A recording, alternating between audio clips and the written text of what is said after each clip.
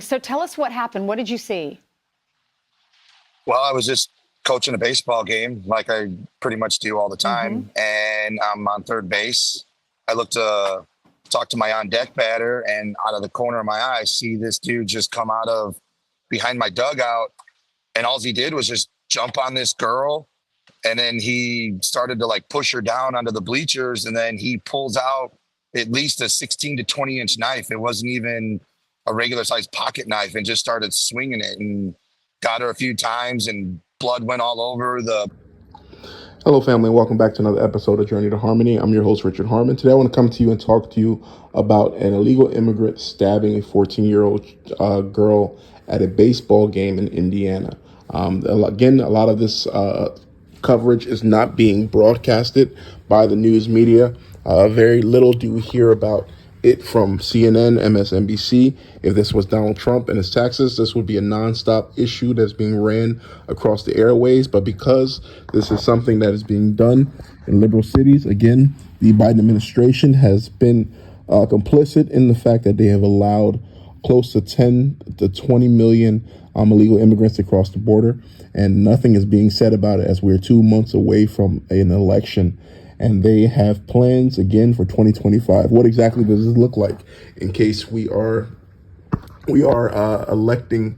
In case Kamala Harris is elected? It's just beginning right now, and we can expect that this is only going to explode.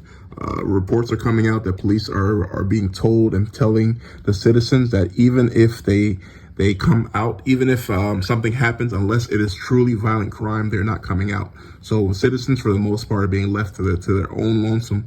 Many of these people unfortunately, are people who voted for Democratic policies in those areas. Whether or not they will choose to again vote Democrat will be interesting to see here in this coming election. But again, the focus again is this young person who was stabbed by this illegal immigrant who has been committing crime around the country. I'm going to play a video, watch a little bit of this, come back and talk about it. It's your first time joining, please hit that like button, consider subscribing to the channel, and here we go. Bleachers and on the people sitting in front of him.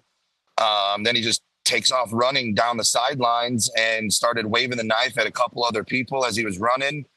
And then a bunch of the dads, at least like 10 to 15 dads, just go running after the guy and chased him all through the woods. And then like a 26-hour manhunt proceeded.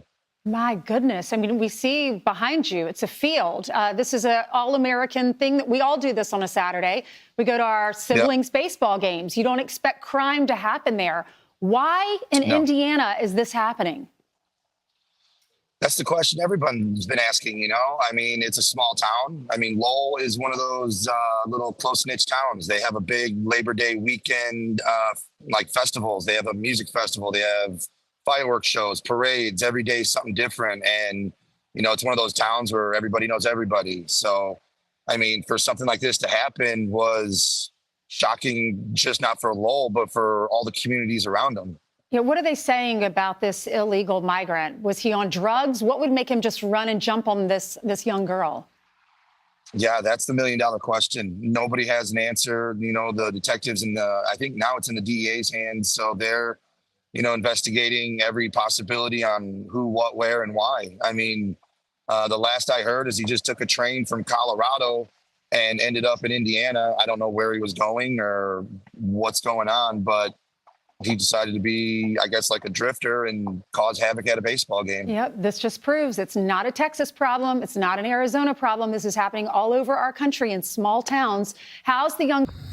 All right, perfect. So there it is. You heard that story. That is a unbelievable story. Again, that you can go and visit your brother's game. A young kid have done nothing wrong to anyone, and to be stabbed right there in front of her family, that is something that's going to scar that young lady for the rest of her life. And again, it's going to be something that wakes up people in that particular area or town. So we're seeing again now that these illegal immigrants are not just staying in these cities that they're being placed in.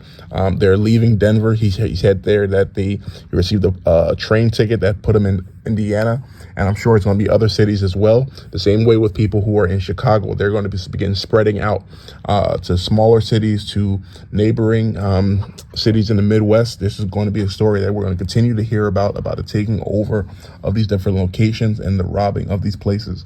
Many of these liberal cities have implemented these rules that are basically, you've committed a crime and you're released almost immediately unless you do something that's absolutely heinous.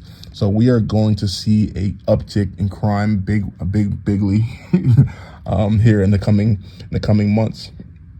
Whether or not Donald Trump is elected, again, is going to be a choice that we as citizens have to choose from.